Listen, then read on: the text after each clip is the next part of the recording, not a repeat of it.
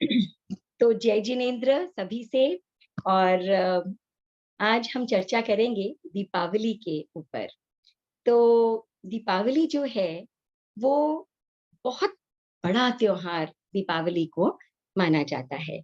भारत का शायद सबसे बड़ा त्योहार जो है वो दीपावली ही है। और दुनिया में भी अगर हम देखे जाए तो वर्ल्ड के जो बिगेस्ट फेस्टिवल्स हैं उनमें दीपावली का नाम आता है। तो कई कहानियां प्रचलित है दीपावली को लेकर के। और इनमें से एक कहानी है कि उस दिन श्री राम जो है वो 14 वर्ष का वनवास काट करके और अयोध्या वापस आए थे, लक्ष्मण जी और सीता जी के साथ में। तो उनके वापस आने की खुशी में, आनंद में लोगों ने जो है वो दीप जलाए थे और उनका स्वागत किया था। इसके अलावा समुद्र मंथन की कहानी भी जो है वो जुड़ी हुई है दीपावली के साथ में। समुद्र मंथन की कहानी कि देवता और दानव जब समुद्र मंथन हो रहा था तो उस दिन, उस समय जो है वो उस दिन लक्ष्मी जी प्रकट हुई थी। तो लक्ष्मी जी प्रकट हुई थी तो उसी दिन गणेश जी और लक्ष्मी जी की पूजा इत्यादि करके और रिद्धि सिद्धि की कामना भी लोग करते हैं। तो ये कुछ कहानियां दीपावली के साथ जुड़ी हुई हैं, प्रचलित हैं। मगर यही दीपावली केवल सांसारिक उपलब्धियों का नहीं, आत्मिक उपलब्धियों का भी पर्व है। प्रेरणा के स्रोत का पर्व है, भीतर की ज्योत का पर्व है। ये पांचवें आरे का समय है, फिर भी कर्मों का विलय है। क्यों? क्योंकि पुरुषार्थ और अभय है और इसीलिए ये आनंद का विषय है। लेकिन कैसे? तो आइए चलते हैं आज से करीब 2600 वर्ष पीछे। एक गांव था, गोबर गांव। उस गोबर गांव में एक वसुभूति नामक ब्राह्मण रहता था। उसकी पत्नी का नाम था पृथ्वी। और सबसे बड़ा जो पुत्र था वसुभूति और पृथ्वी का, उसका नाम था इंद्रभूति, जो आगे जाकर इंद्रभूति गौतम के नाम से प्रसिद्ध हुए। 4 वेदों और 14 विद्याओं में निष्णात और समाज में संपन्न अग्रगण्य प्रसिद्ध याज्ञिक थे इंद्रभूति गौतम। एक कर्मकांडी ब्राह्मण के रूप में विशेष ख्याति प्राप्त की थी इंद्रभूति गौतम ने।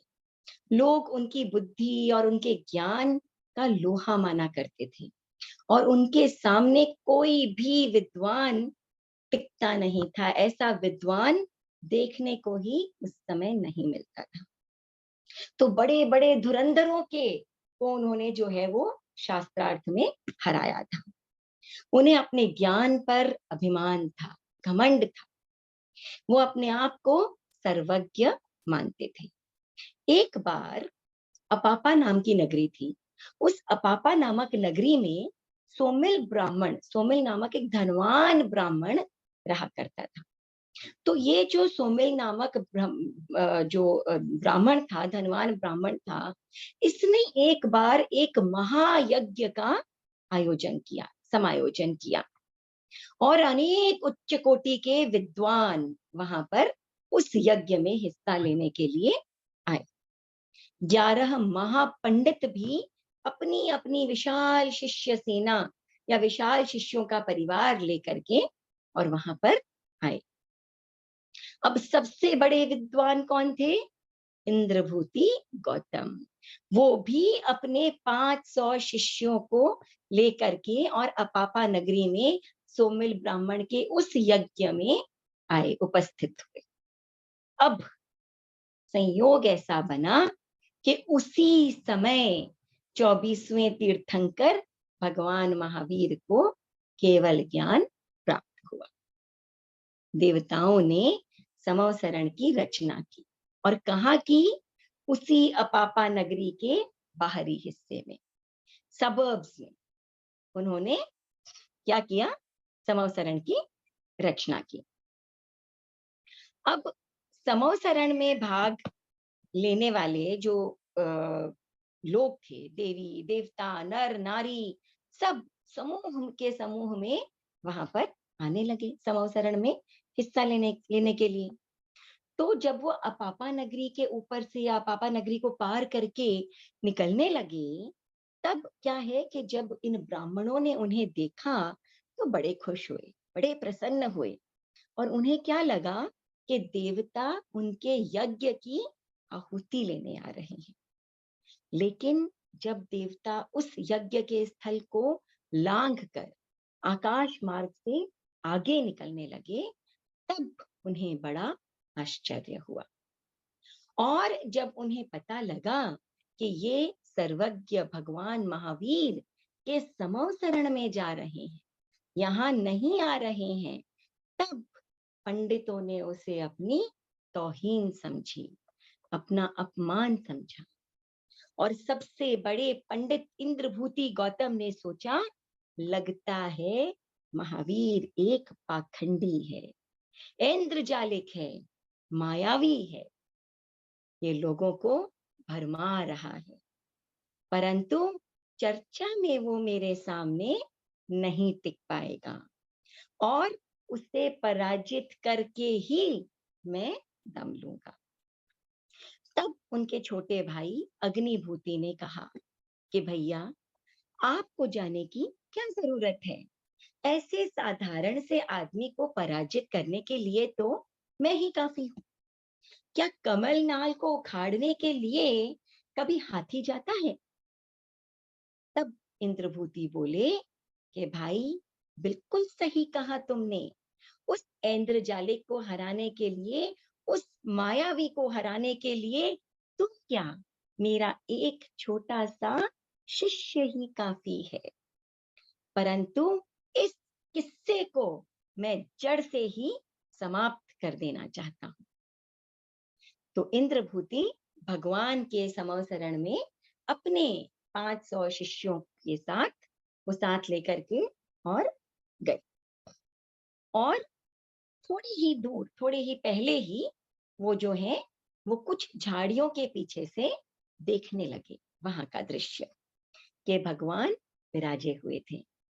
तो समवसरण का ये दृश्य, भगवान का ये दृश्य इंद्रभूति को दिखने लगा। तो कुछ ही दूरी से जब इंद्रभूति ने भगवान को देखा तो देखते ही रह गए। मन में विचार आया कि ये कौन है? साक्षात ब्रह्मा? अरे नहीं नहीं, ब्रह्मा तो वृद्ध है, और ये कितने युवा, कितने शक्तिशाली लग रहे हैं। तो फिर कौन है ये? कहीं विष्णु तो नहीं?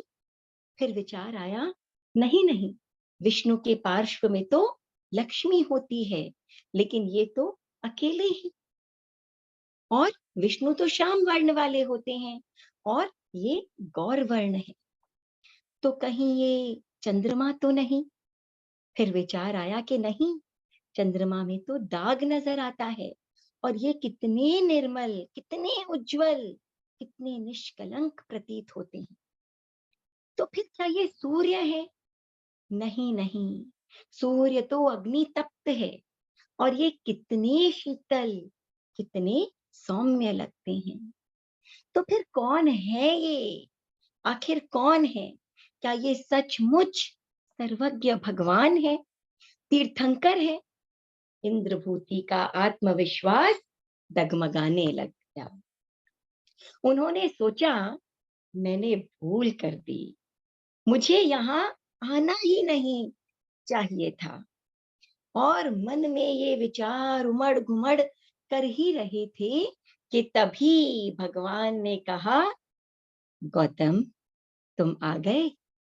अपना नाम सुनकर इंद्रभूति गौतम विस्मित, चकित हो गए, और फिर सोचा, मुझे भला कौन नहीं जानता, मैं तो विश्व प्रसिद्ध विद्वान हूँ। हाँ, बचपन से ही मेरे मन में एक शंका रही है, आत्मा के अस्तित्व को लेकर। कभी किसी से पूछा नहीं। व्यक्ति जब बहुत ज्ञानी हो जाता है ना, तो छोटी छोटी चीज कभी मन में आ जाए, कोई सवाल आ जाए, तो पूछ नहीं सकता कि लोग क्या सोचेंगे, ये विद्वान है भी कि नहीं, ऐसा विचार भी आ सकता है। तो कभी किसी से उन्होंने पूछा नहीं। अभिमान और संकोच के कारण। तो आज अगर गौतम ने सोचा कि आज अगर ये मेरी उस शंका का निवारण कर दे तो मैं इन्हें सर्वज्ञ मान लूंगा, अवश्य सर्वज्ञ मान लूंगा। तभी भगवान ने फिर कहा, गौतम, तुम्हारे मन में आत्मा के अस्तित्व को लेकर शंका है। इंद्रभूति चौंके और समझ गए कि ये वाकई सर्वज्ञ हैं। मेरे मन की बात जान ली इन्होंने, और तब वो वीर प्रभु के सामने आकर, समक्ष आकर बैठ गए। प्रभु ने विस्तार से, बड़े प्रेम से आत्मा के अस्तित्व को सिद्ध किया। इंद्रभूति गौतम की शंका जड़ से मिट गई और वो प्रभु महावीर के चरणों में नतमस्तक हो गए और अपने 500 शिष्यों के साथ दीक्षा स्वीकार की। और इंद्रभूति की दीक्षा के साथ ही तीर्थ स्थापित हो गया। उनके बाद एक एक करके जो 10 बचे हुए महापंडित थे वो भी आए और सबके मन में अपनी अपनी शंकाएं थी, और इन शंकाओं का समाधान पाकर वे भी अपने अपने शिष्यों के साथ भगवान के शिष्य बन गए, दीक्षित हो गए। तो इंद्रभूति गौतम भगवान के पहले गणधर बने, विशिष्ट ज्ञानी बने, अनेक लब्धि संपन्न बने, बेले बेले का तप स्वीकार करके भगवान की सेवा में अति विनम्र भाव से तल्लीन रहते गौतम स्वामी। तो देखिए, कहाँ एक अभिमानी ब्राह्मण और कहाँ वे बन गए भगवान के परम विनीत शिष्य। तो गौतम स्वामी अपनी जिज्ञासाओं के निवारण के लिए भगवान से अनेकों प्रश्न किया करते और भगवान उनका समाधान किया करते। सिर्फ एक भगवती सूत्र में भी आज भी जो है वो करीब 30,000 प्रश्न और उनके समाधानों का संकलन उपलब्ध है। सिर्फ भगवती सूत्र में आज भी उपलब्ध है। तो गौतम स्वामी को भगवान के प्रति क्या था, ये जो आस्था थी, आस्था के साथ साथ उन्हें भगवान के प्रति उनके भीतर प्रगाढ़ मोह जाग गया। इतना राग था उनके प्रति कि यही मोह उनके केवल ज्ञान की प्राप्ति में बाधक बन गया। अब गौतम स्वामी के बाद जो साधु दीक्षित हुए, दीक्षित होने साधु थे, और कभी कभी तो उनके अपने द्वारा कितने कितने साधुओं को गौतम स्वामी ने दीक्षित किया, और ये अनेकों अनेकों शिष्य जो थे वो केवल ज्ञानी हो गए। लेकिन किंतु परंतु गौतम स्वामी को केवल ज्ञान प्राप्त नहीं हुआ। वे कई बार इस बात को लेकर निराश हो जाते। भगवान उनकी इस निराशा का निवारण समय समय पर करते। भगवान कहते, गौतम, निराश ना हो, तुम इसी भव में कर्मों का क्षय करके मुक्त अवश्य बनोगे। तो खैर समय बीतता गया और भगवान महावीर का जो अंतिम चौमासा था वो कहाँ था? पावापुरी में। तो लाखों लोगों को भगवान से मार्गदर्शन मिला, जीवन दर्शन मिला, कई कुरीतियां, कुप्रथाएं समाप्त हो गई, पशु बलि और दास प्रथा सब चरमरा गई। तो लोग अपने अपने तरीके से जीवन में अहिंसा को स्थान देने लगे थे। अपनाया था लोगों ने अहिंसा को। अनेकों अनेकों व्यक्तियों को सम्यक्त्व और अनेकों को सर्वज्ञता की प्राप्ति हुई थी। तो त्रयोदशी के दिन यानी 13 के दिन भगवान ने अंतिम अनशन धारण किया। तो सेवा में उपस्थित बहुत लोग थे, अनेकों श्रद्धालु थे। चतुर्विध धर्म संघ को भगवान ने अनेकों शिक्षाएं फरमाई। तो कार्तिक बदी अमावस्या के दिन भगवान ने गौतम स्वामी को पास के ही एक गांव में भेज दिया। तो वहां देव शर्मा नामक एक ब्राह्मण था, रहता था। उसे प्रतिबोध देने के लिए भगवान ने गौतम स्वामी को भेज दिया। अब गौतम स्वामी क्या थे? चार ज्ञान के धारक, मति ज्ञान, श्रुत ज्ञान, अवधि ज्ञान और मनः पर्यव ज्ञान। तो अवधि ज्ञान था गौतम स्वामी को, लेकिन फिर भी इतने विनीत थे कि भगवान की आज्ञा देते ही चल पड़े। अवधि ज्ञान का प्रयोग ही नहीं किया, और उन्होंने ये प्रयोग किया ही नहीं अवधि ज्ञान का कि भगवान का तो निर्वाण होने वाला है। गौतम स्वामी गए और पीछे से भगवान का परिनिर्वाण हो गया।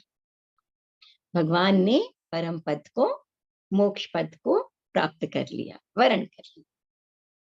उस दिन क्या था? अमावस्या थी। इसीलिए देवों ने जगह जगह पर जो है वो रत्नों का प्रकाश किया।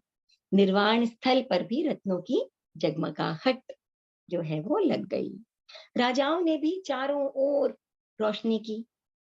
तो ये कितना बड़ा अवसर था, भगवान के निर्वाण का अवसर था, पर्व था। चारों ओर भगवान के निर्वाण की चर्चा होने लगी।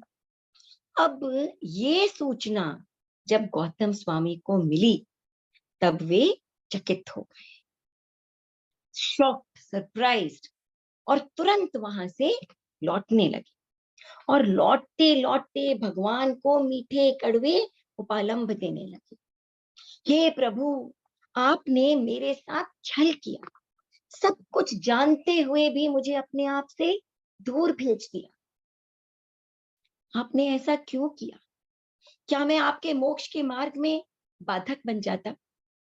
अब कौन मेरा सहारा होगा? कौन मुझे दिशा दिखाएगा? हे प्रभु, आपने ये क्या किया? और प्रभु के शरीर के पास पहुंचकर करुण विलाप करने लगे। विरह से व्यथित हो गए गौतम स्वामी। पर कुछ ही समय बाद अपने आप को, स्वयं को संभाला। वे समझ गए कि भगवान तो मोह माया से बहुत ऊपर थे, वीतराग थे। अपने से दूर भेजकर उन्होंने गौतम स्वामी को भी यही दिशा दिखाई थी। गौतम स्वामी ध्यान में लीन हो गए। आत्मा के परिणाम चढ़ने लगे, चढ़ते चले गए, और राग के बंधन छूटते चले गए, छूटने लग गए।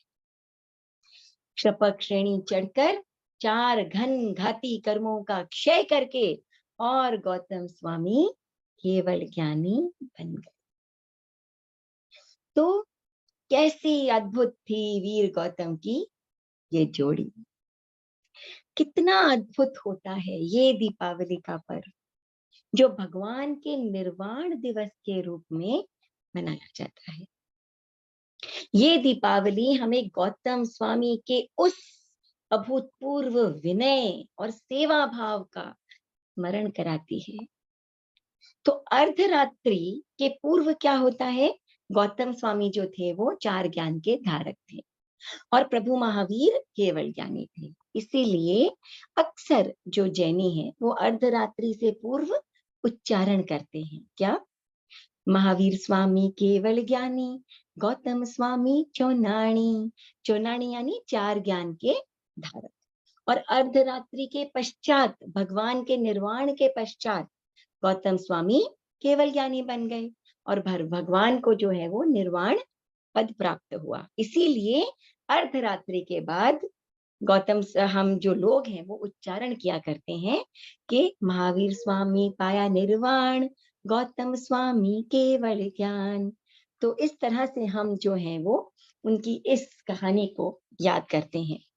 तो दीपावली के पावन पर्व पर हम यही आकांक्षा करते हैं, या हमें ये आकांक्षा करनी चाहिए, कामना करनी चाहिए कि हमारे मन में यही भाव हो कि हम सब में भी महापुण्यवान गौतम स्वामी जैसा असाधारण समर्पण भाव हो, जिज्ञासा हो, विनय हो, लब्धि हो, और प्रभु महावीर की वाणी में श्रद्धा रखकर, सम्यक्त्व को निर्मल बनाकर, आत्मा को निर्मल बनाकर हम भी शीघ्र ही सिद्ध बुद्ध मुक्त बने। ऐसी मंगल कामना दीपावली के पावन पर्व पर हम करें, या हमें करनी ही चाहिए। तो हमने समझा, हमने जाना इस कहानी से, या ये जो कहानी थी गौतम स्वामी और भगवान महावीर की, कि किस प्रकार से राग ने इतने महापुण्यवान गौतम स्वामी के मोक्ष को भी या केवल ज्ञान को भी रोक रखा था। तो अनेकों बार सुनी होगी आप लोगों ने ये कहानी, दादा दादी से, नाना नानी से, माता पिता से, अपने पेरेंट्स से, या गुरुदेव के श्रीमुख से भी सुनी होगी, साधु साध्वियों से सुनी होगी। तो हम जानते हैं कि क्यों हम दीपावली के पर्व को मनाते हैं। तो हमारे जीवन में दीपावली का क्या महत्व है? आज के प्रेजेंट समय में, वर्तमान में हमारे जीवन में दीपावली का क्या महत्व है? तो हम व्यवहारिक जीवन में इस पर्व के महत्व को समझकर उसे कैसे अपने जीवन में उतारें, कैसे अपनाएं हम गौतम स्वामी के गुणों को, भगवान महावीर की वाणी को हम अपने जीवन में कैसे उतार सकते हैं। तो देखिए, दीपावली पर हम जनरली ज्यादातर क्या करते हैं और हमें वास्तव में करना क्या चाहिए। देखिए, हमारा ये जो देश है, भारत देश, इसकी पॉलिटिकल सिचुएशन ऐसी रही है कि 3 तरफ से समुद्र से घिरा हुआ है और एक ऊपर की तरफ से पहाड़ों से घिरा हुआ है। तो समय समय पर कई आक्रमण हमारे देश पर होते रहे, कभी समुद्र के रास्ते से तो कभी पहाड़ियों के रास्ते से, पहाड़ियों को चीर करके आक्रमणकारी आया करते हैं। तो हुण, कुषाण, मुगल, अफगानी, कभी पोर्चुगीज, कभी ब्रिटिशर्स, ये हमारे देश पर आक्रमण करते। तो कुछ जो लोग हैं वो लूटपाट करके और चले जाते, और कुछ का मन किया कि हम यहाँ रह करके और शासन करें। तो कुछ जो धर्म है, हिंदू धर्म, जैन धर्म, बौद्ध धर्म, इनका तो उद्गम ही इसी भारतवर्ष में हुआ था। और इतने ये जो लोग, ये जो आक्रमणकारी और तरह तरह के लोग आकर के और हमारे देश में लूटपाट के लिए आते, या बसने के लिए आते, शासन के लिए आते, तो इससे क्या हुआ कि जो संस्कृतियां हैं, जो कल्चर्स हैं, वो आपस में घुल मिल गई। एक मिक्स्ड कल्चर वाला देश हमारा देश बन गया। अच्छा भी है, मिलजुल कर हर पर्व को मनाना ही चाहिए। इससे इससे जो आपसी जो क्या कहते हैं, मनमुटाव, वो समाप्त होता है, सौहार्द बढ़ता है, देश की एकता बढ़ती है। और भारत जो है वो क्या है, एक सेक्युलर डेमोक्रेटिक कंट्री है, देश है, और विश्व में अनेकता में एकता, यानी यूनिटी एंड डाइवर्सिटी की एक मिसाल है हमारा देश। और बदलते हुए समय के साथ बदलना, बदलते हुए समय को अपनाना, जिस अ, मतलब जिस ओर दुनिया चल रही है उसके साथ साथ चलना एक अच्छी बात है।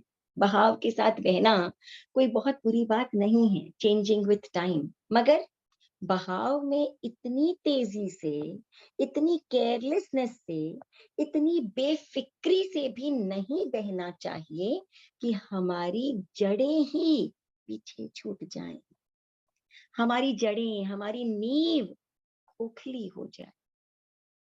तो हम अपनी श्रद्धा से, अपने लक्ष्य से दूर ना हो जाएं, इसका ध्यान रखना बहुत जरूरी है। क्यों?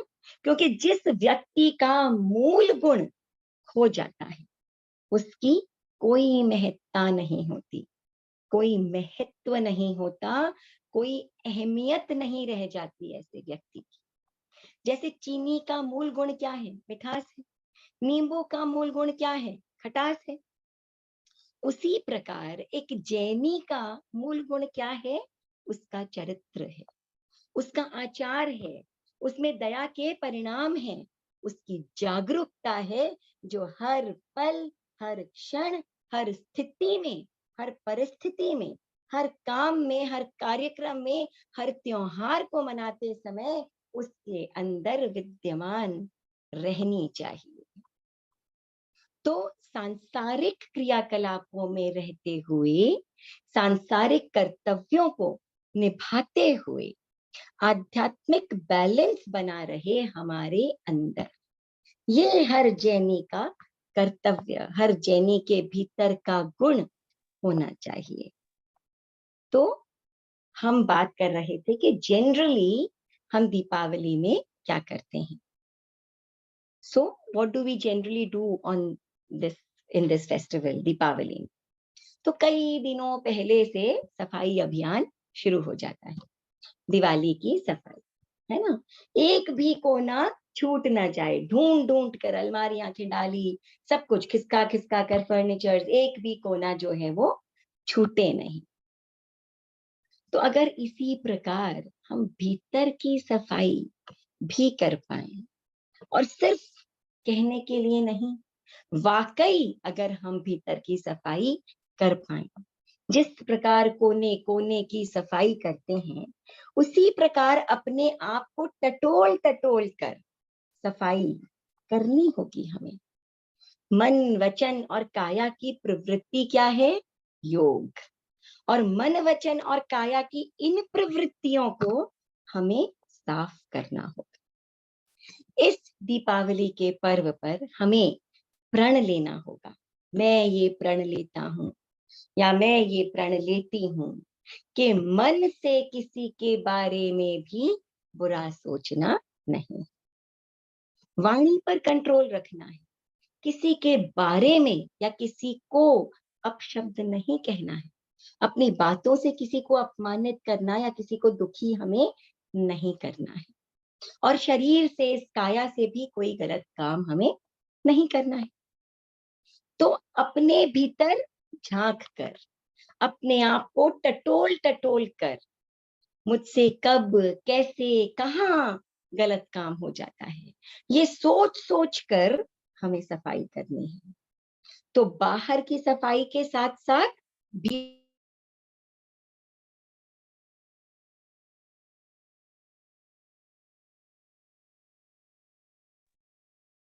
आवाज नहीं आ रहा है। आप म्यूट हो गई दीदी। मासी आप म्यूट हो गए हो।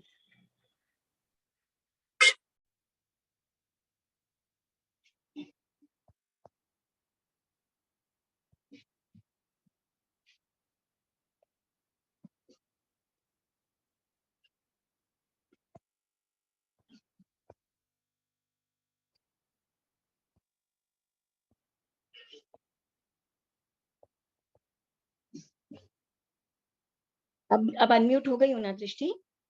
यस मासी, अब आप अनम्यूट हो गए हो। एक मिनट, ये ना कुछ मैं इसको वो कर देती हूँ, इस मोड में ले आती हूँ। एक्चुअली कॉल्स आ रहे हैं ना बीच बीच में।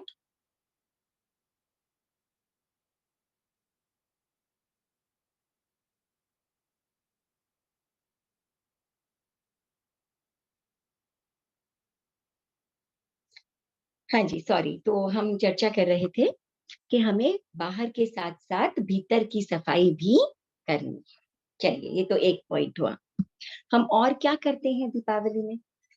और हम क्या करते हैं दीपावली में? खरीदारी, शॉपिंग, कपड़े, गहने, sandals, bags, cosmetics, offline, online, है ना। ये शॉपिंग का दौर जो है हमारा चलता रहता है। हमारा धर्म हमें क्या सिखाता है? अपरिग्रह।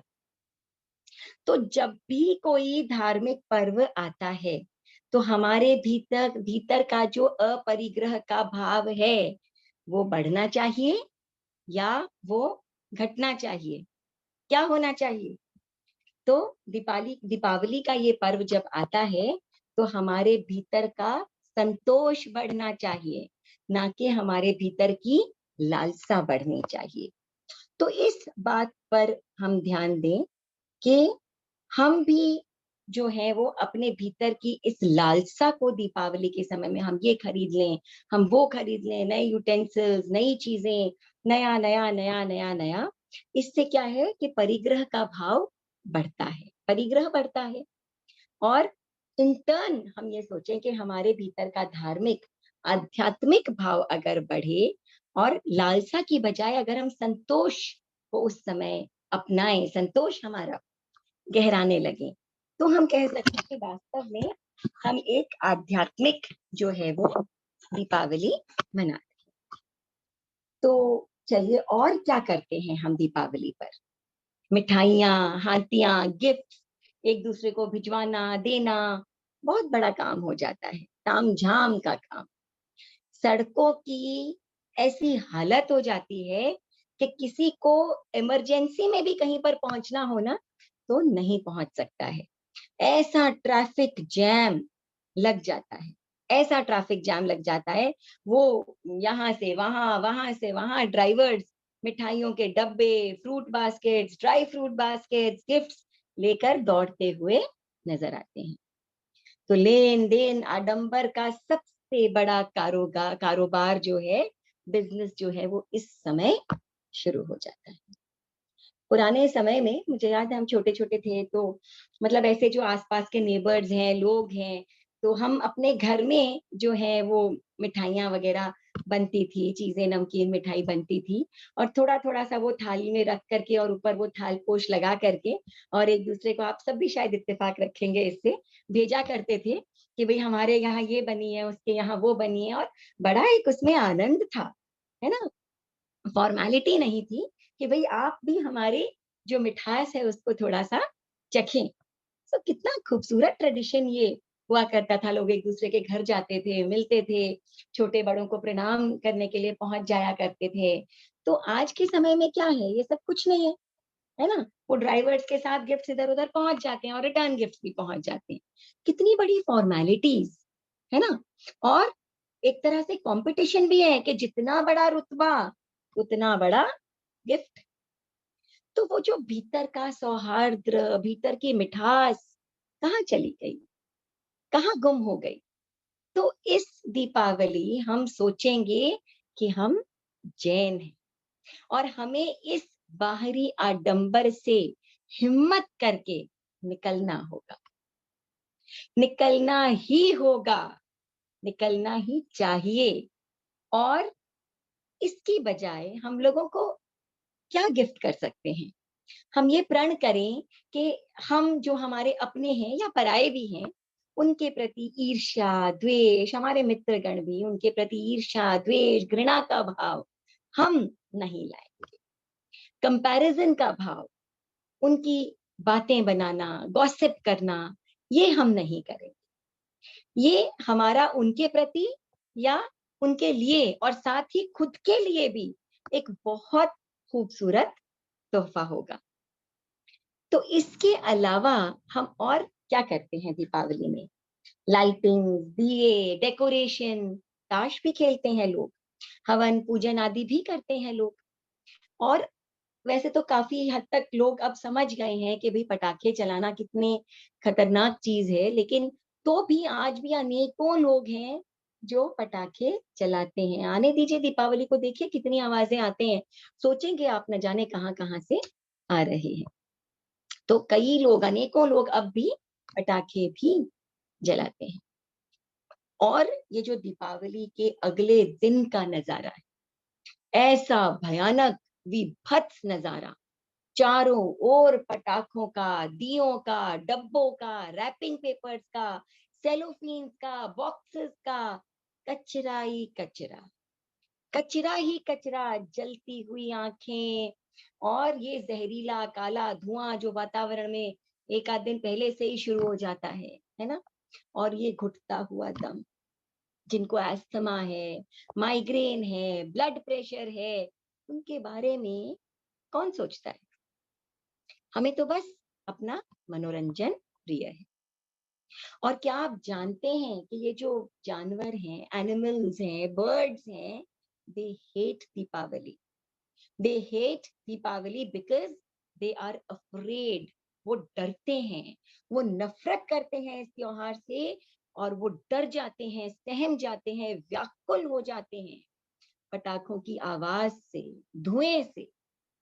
और हमारे इस आनंद और इस मनोरंजन का जो खामियाजा है, वो किसे भुगतना पड़ता है? भुगतना पड़ता है इस धरती को। ऐसा लगता है मानो पिछली रात यहाँ राक्षस तांडव कर रहे। तो ये धरती, ये आसमान, ये नदियां, ये समुद्र, सब सबको सहन करना पड़ता है। हमारे इस मनोरंजन की सजा इन सबको मिलती है। क्यों? क्या यही है एक सिविलाइज्ड, एक सभ्य समाज, एक सभ्य देश? और कितनी कितनी हिंसा जुड़ी है इन सब कामों में। अग्नि काय की हिंसा, पृथ्वी काय की हिंसा, वायु काय की हिंसा, त्रस्त काय की हिंसा। भगवान ने दीपावली के दिन सभी कर्मों का क्षय करके और निर्वाण प्राप्त किया। और उसी दिन हम क्या करते हैं? कर्मों को बांधने के सारे मार्ग खोल देते हैं। तो हमारे लिए भगवान के दिखाए मार्ग का, उस पर अनुसरण करने का कितना महत्व रह जाता है। भगवान ने फरमाया अहिंसा परमो धर्म। तो इस दीपावली के अवसर पर हमें भी प्रण करना है कि हमें अपनी जड़ों को हिलने नहीं देना है, कमजोर नहीं होने देना है, बल्कि अपनी नींव को और स्ट्रॉन्ग और सुदृढ़ और मजबूत बनाना है। तो बाहर की सफाई, घर की सफाई हो या ना हो, भीतर की सफाई, भावों की सफाई हम जरूर करेंगे। तो इस दीपावली हम जो एक्सपेंडिचर करते हैं, व्यय करते हैं, उसका स्थान हम जो है वो लालसा और परिग्रह का जो स्थान है, वो हम किसको देंगे?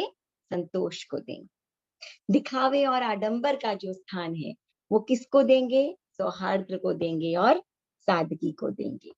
और बाहर के दीपों और लाइटिंग्स को हम जलाएं ना जलाएं, कम जलाएं ज्यादा जलाएं, लेकिन एक भीतर की जो लॉ है, सत्य और अहिंसा की लॉ, आध्यात्म की लॉ, वो हम अवश्य जलाएं। तो दीपावली हमारे लिए प्रेरणा का पर्व है।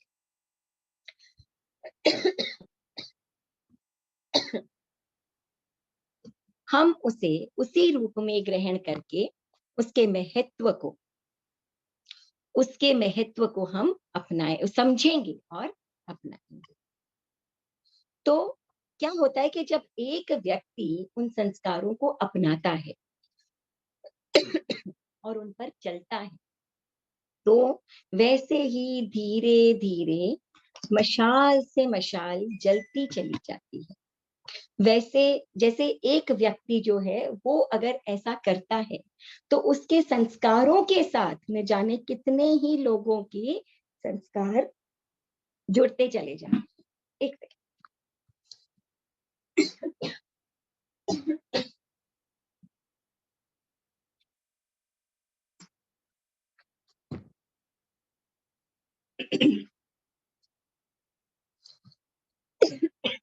Sorry. तो एक कड़ी बनती चली जाती है। और ये वो संस्कार हैं जो भगवान ने हमें दिए। ये हमारे भीतर के गुण हैं जिन्हें हमें निखारना है, और ये हमारा सौभाग्य है जिसे हमें संवारना है। देखिए, हमारे जो पूर्वज थे, एंसेस्टर्स थे, उन्होंने समझ करके, अंडरस्टैंड करके इस धर्म को अपनाया। और आज हमें ये देखना है कि कहीं हम केवल नाम के ही तो जैन नहीं रह गए। तो हर समय जागरूक रहना ये बहुत इंपॉर्टेंट है। तो अब देखिए, जैन पर्व है और आत्मा हल्की होने का साधन नहीं है, तो कैसा जैन पर्व? क्या हम उसे जैन पर्व कह सकते हैं? नहीं कह सकते। अगर जैन पर्व है तो जरूर उस पर्व में कुछ ना कुछ आत्मा को हल्का करने का साधन होना चाहिए। तो भगवान ने ये तो नहीं कहा था ना कि भाई संवत्सरी पर संयम रखो और दीपावली में आकर के सारा संयम क्या करो, खो दो। तो भगवान ने निर्वाण का वरण ही दीपावली के दिन किया था। बचे हुए 4 जो अघाती कर्म है उनका क्षय किया था। कितना बड़ा बंधन मुक्ति का पर्व। तो हमें दीपावली को उसी नजरिए से देखना ही होगा, तभी ये दीपावली हमारे लिए वास्तव में महत्वपूर्ण होगी। तो लोग पूछते थे कि लोगों ने कहा कि भाई इस बार आप सभी ने पूछा कि क्या करें हम दीपावली पर। तो बाकी सांसारिक तो मैं नहीं बता सकती हूँ, लेकिन हाँ ये अवश्य कह सकती हूँ कि जो मंगल भावना है वो हम अवश्य भाएं। और हर चीज का एक सांसारिक नजरिया भी हो सकता है, एक आध्यात्मिक नजरिया भी हो सकता है। तो अवश्य दीपावली के दिन आप जो है वो बैठ करके और मंगल भावना भाएं।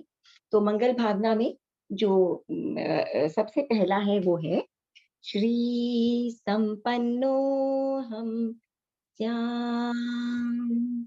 श्री यानी वेल्थ, प्रॉस्पेरिटी, है ना, धन दौलत। और हम आध्यात्मिक रूप से देखें तो श्री यानी आत्मधन, है ना। आपकी इच्छा, आप जो जो मार्ग पकड़ ले, जो चाहे रास्ता पकड़ ले। तो श्री संपन्नो हम श्याम।